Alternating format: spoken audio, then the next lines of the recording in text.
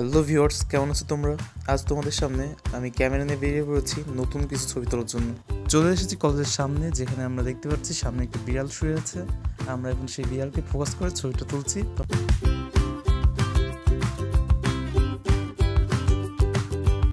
গোলাপ ফুল কার না পছন্দ, আর যদি সেই গোলাপ হয় নিজের ক্যাম্পাসের, তাহলে সেটা আরও অনেক সুন্দর হয়ে ওঠে।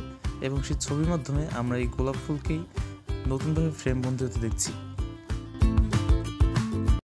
উপরের বিল্ডিংয়ে আমি একটি পাখি লক্ষ্য করছি, তোমরা দেখো, এখনই সেই পাখির ছবি দেখতে পারবে। গোলাপের ছবি আগেই তুলে ফেলেছি, এবার জবার পালা।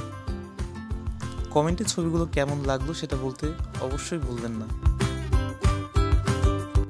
সামনের ওই গাছটিতে অনেকগুলো জবা একসাথে ফুটেছে। আমি এখন সেই জবাগুলোকে ফ্রেম বন্দি করার চেষ্টা করছি।